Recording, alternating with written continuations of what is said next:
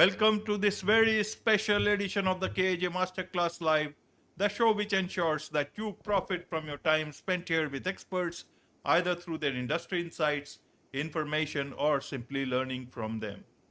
And today we have Walter Dusseldorp, also known as the Dutch mentor. He is an author and is a highly effective leader. He has developed the pure leadership power to guide, support, and mentor emerging leaders in their journey to high performance. Welcome to the show, Walter.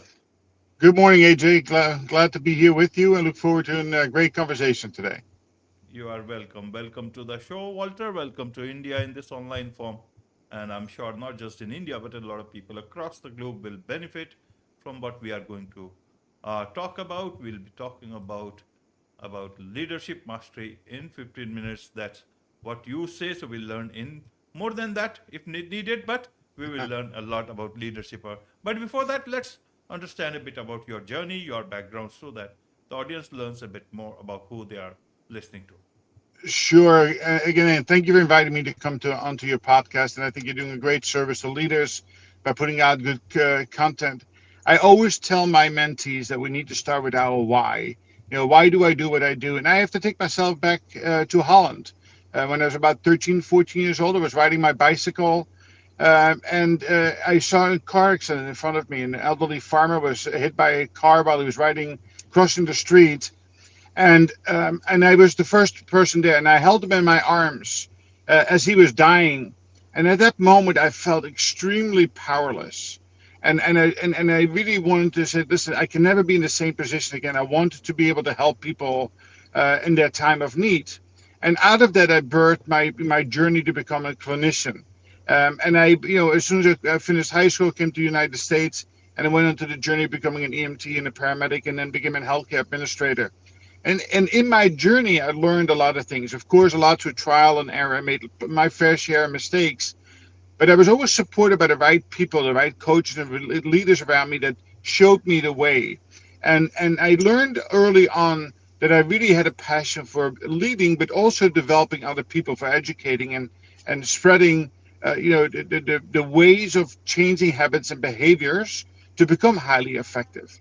So long story short, I've been in leadership over 25 years in multiple different industries, for profit, not for profit.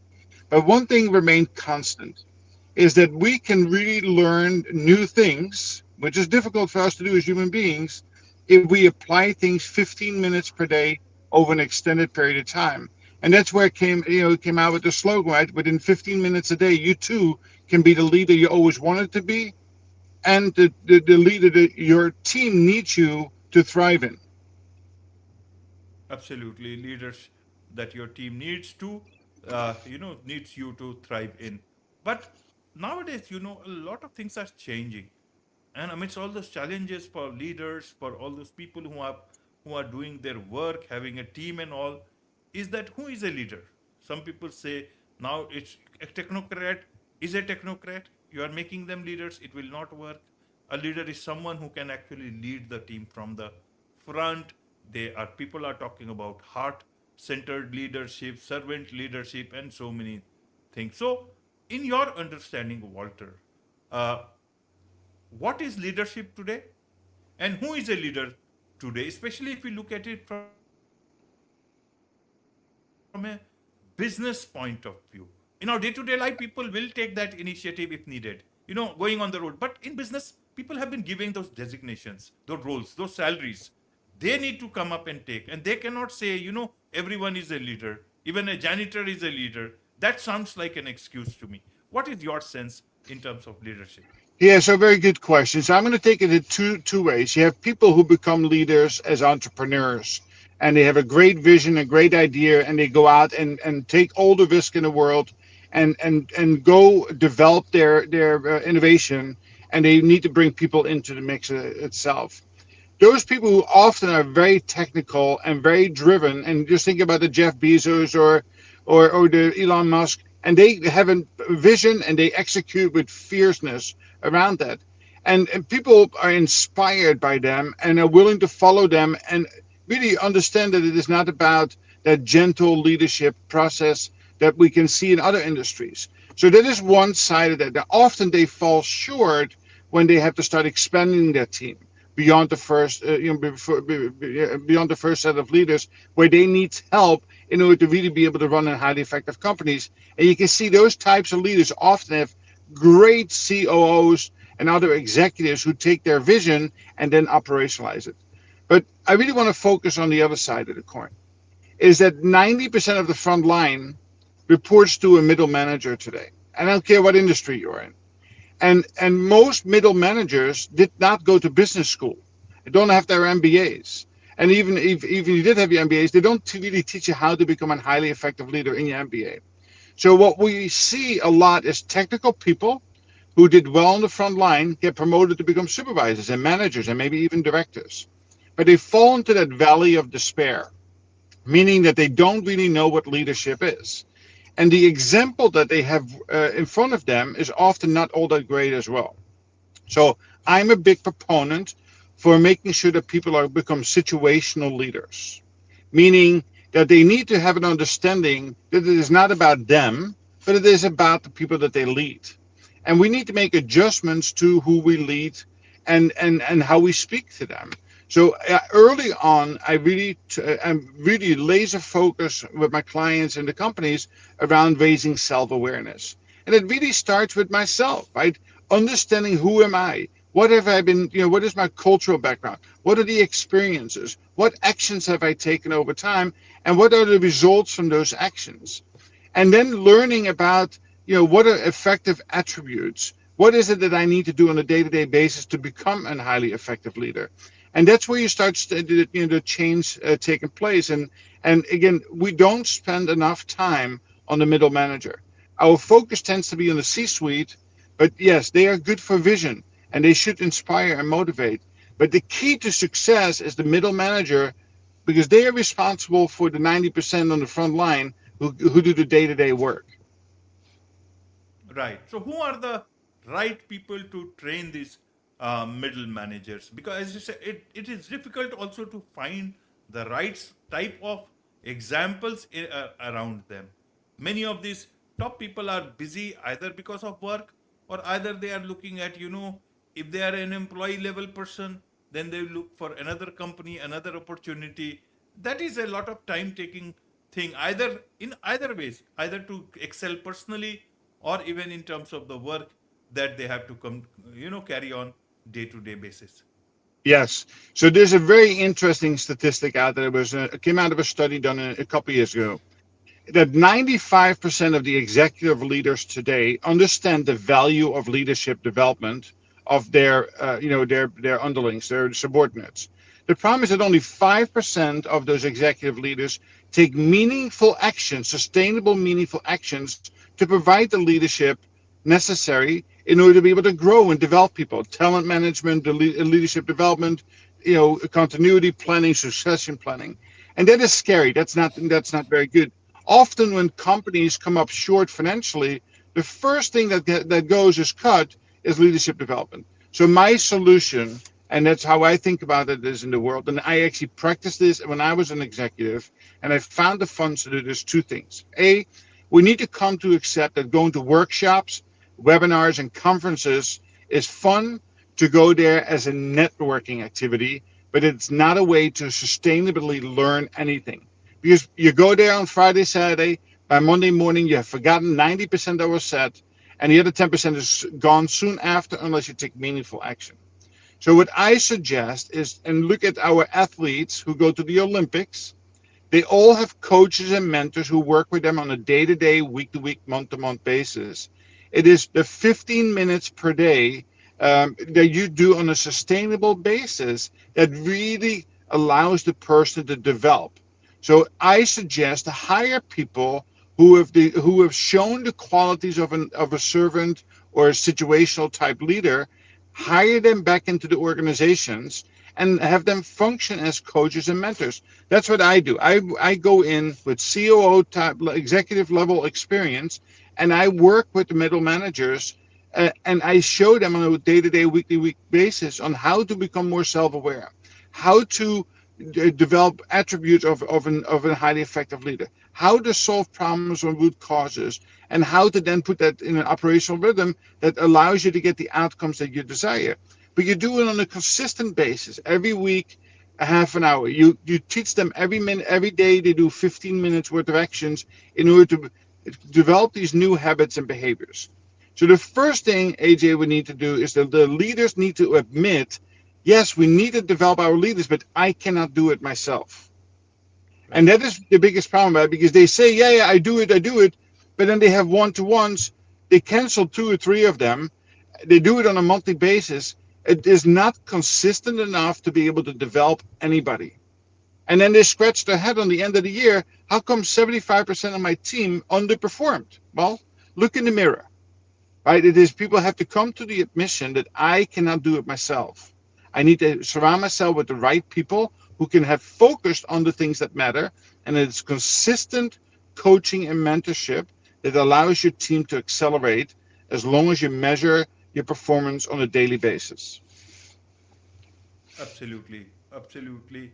So, in terms of leadership skills, Yeah. what are some of the skills that either the organization will teach you, or they will have to learn from anywhere that is possible? Nowadays, online it's available. Coaches are also available from across the world. But what are the skills that one should focus on if one is a middle level manager or whichever level? How should they know? Okay, what is it that they know? Want to know? Yeah, so that is, remember, I started off with my why. Right? Why am I doing what I'm doing? So I always start off with developing the why. They need to deeply understand their purpose, their passion, the people, and the process that they're working with. So it's really developing that self-awareness and understanding their personal brand. Right? Who are they? What do they represent? What do they stand for? How do they want to project themselves out to the team itself? Then they need to understand what kind of a leader they are. We want to make sure that they understand people are imposters or low self-esteem or low confidence or interdependent or lead with pride and ego or have a superiority complex. Usually people in today's world have a combination of these factors, but what we really want is to try to develop the attributes of being outward looking or in really understanding their differentiating strengths and having empathy and having a clear vision and learning how to inspire people. So I teach there are four basic attributes that leaders need to develop early on. And that is they need to learn to love the people that they lead.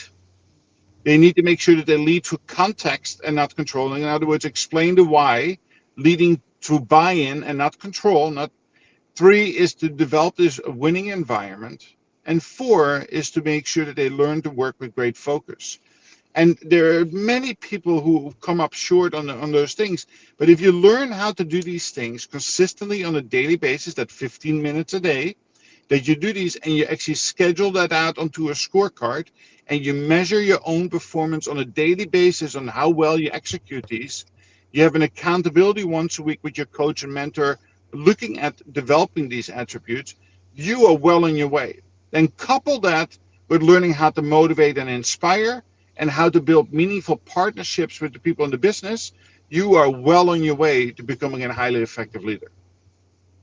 But none, Absolutely. yeah, and none of this can happen overnight, right? It is a development that takes 90 to 120 days of consistently doing this in order to be able to build a sustainable platform. Right. What you talked about loving your team. Why is Yes. it necessary? And then how do I fire them the third day? I love them tomorrow. I fire them. I need to fire them the next day. It is a very difficult thing. Well, listen, there are two sides to love, right? There is love and there's tough love. And tough love is just as important as love. So I'll explain love, right? So love is the brotherly type love, the filial kind of love that we have to do. If we are not interested in our team members, they're not going to be working as hard for us. So it is interesting. Sir Richard Branson, we all know him, right? Phenomenal leader of Virgin Atlantic, has this big billboard out and always says, I treat everybody the way I want to be treated. But I think he's dead wrong because I'm not him. So when I say love the people that you lead, I say I treat everybody the way they want to be treated. And that's the love that I'm talking about. It is the responsibility of the leader, especially of the middle manager, to get to know the people that you lead and get to understand their intrinsic values or what is important to that individual. And then you can cater to that. We know that if you cater to the things that they need and want, their language, right? No different than a love language, is that they will be more responsive and willing to work for you. Now, on the flip side, and that's what we call motivating and inspire. So you motivate with fierce resolve. Yes, there are people who are going to be underperforming in your organization. Well, today, the assessment that our managers make that less than 2% of our team is underperforming. In reality, that's usually 15 to 20%. But why don't they say that? Well, because if I say that somebody is not performing, I have to do something about it. And nobody taught me how to have a conversation. Nobody taught me how to do a performance improvement plan. So again, it's critically important to develop tough love or having a conversation with them. And I teach them we have four different levels. We always have the mindset of managing up before we manage down. And meaning with that is that I'm going to first request of them, but to do that, I need them to understand what is the true North Star, what is the expectation of the team member, and what does performance look like. If they are not clear on that, if we're not on the same page on that, it's very difficult for people to perform. But instead of me telling them you need to do A, B, and C, I'm going to say this is what I need from you. What can you do to meet that need? So that's kind of what we call a psychological contract building. Now, where most managers fall short is we have that conversation and then we never follow up. Well, how do you expect people to change until something happens again and then we go back and do the same thing? But this about tough love is about you want to meet with them on a daily or a weekly basis, a follow up, and see if they have incremental improvements. And the goal of the leader is that every time you see a small improvement, you love with abundance. You really want to recognize them and not wait until they are performing at the level that you want them to perform or higher. Right? People feel inspired to recognize them the way they want to be recognized. And that again is the key to success. It is not just doing what you think they need, but learn what it is that they need. And an example of that is this, AJ. If you're going to have a pizza party, if you're going to have a pizza party, don't just bring pizza because people might be disappointed. Ask them what kind of pizza they want and which is the favorite pizza shop they want it from. Because if you go back and get a couple different layers down to it and really understand, you can hit the spots without spending $1 million. And that's the difference between a leader that walks by and just, says boo, boo, boo, or somebody who deeply cares and loves the people that they lead. Absolutely. There is a lot of mistrust in the official space, if you see. And especially great resignation, quiet quitting, all this shows that, even to the extent of, toxic workplaces and all.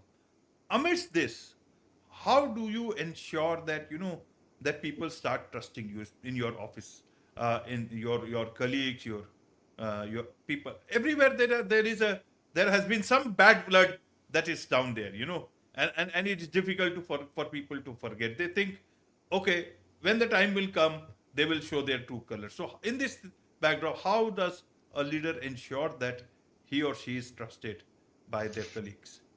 Well, the first place that we need to start, the leader needs to understand this very simple equation. Performance equals the function of trust multiplied times engagement. And trust is the non-negotiable. If there is no trust between you and your team members, then it's very difficult to become a high performing or even a high performing team. So again, it starts back with having self-awareness. As a leader, you have to become vulnerable. You have to be willing to listen to your team, what they say, and often you have to listen to things you might not want to hear. Now, I always say this: if you're one of those leaders who goes out and asks the question, "How am I doing?" but then don't listen or not willing to do anything about it, don't say anything at all, because it's a waste of time and it's even more disrespectful. But I think that a highly effective leader seeks feedback all of the time. So simply by going out to the team and asking three different questions: what are my strengths? What am I doing well? What are my weaknesses, my blind spots, or not doing well? And what should I do more of? And by just opening that up and asking the people above you, to the side to you, and the people who report to you, and asking some of your family members and friends these questions, you really can get real feedback on how you are currently performing and what level of trust there is between you and your team. And as the leader, you have to become vulnerable. You have to sit back and say, listen, how well am I doing? And clearly, maybe there's a disconnect. And once you understand the disconnect, you want to go to your team and say, listen, team, this is the feedback that I received. I'm hearing you, and this is what I'm going to do on a daily basis to help close the gap between where I want to be as a team versus where we are today. And I need your help. And it is through these small little exercises that you can do with your team together that you can bring that bond back together. But there are four pieces of the puzzle, right? It's a common bond, a common understanding. There needs to be trust, and you need to be teachable. And what I've found is that often people who lead with ego and pride and a sense of superiority and I'm the boss are no longer teachable. And teachable is the erosion of trust. Right? If you're just telling people what to do and people don't have an opportunity to give feedback, that erodes trust faster than anything else. Lying, cheating, manipulating, taking credit for things that you have not done but your team has done, all these things are toxic. So again, it starts with self-awareness, self-development, and then working with your team together to rebuild that level of trust and frequently check in with them to see how well and how I'm making progress to that end goal of building trust. Then you can have engagement, then you can have performance. Absolutely. There is much to understand and learn from you, Walter, about all these things. And I'm sure a lot of people would want to connect with you, learn more from you. What is the best way to do that? Yeah, I always invite people to come to thedutchmentor.com and to visit my website and book a free consultation call to have a chat with me for 30 minutes. I'm a relationship person. I really look for people. I work with individuals and I work with organizations. It is about something that we can build on a sustainable basis. There's nothing I can do for anybody overnight to make you the leader you want to be. But trust me, I've worked with over 200 clients over the last couple of years, and if you work with me consistently on a weekly basis, there will be great things ahead of you. And I love recently. I've been working a lot with smaller teams, 3 to 5 people in environmental services or facilities or administration. It is the bonding of the people to come together and developing the people and then taking on process and improve them where we have a great return on investment. So I invite people to come to my website, thedutchmentor.com, book a call, and let's have a conversation to see how we can accelerate your career and your team as well. Wonderful. With this, it's a wrap on this very special edition of the KAJ Masterclass Live. Thank you so much indeed for joining us. Thank you, AJ.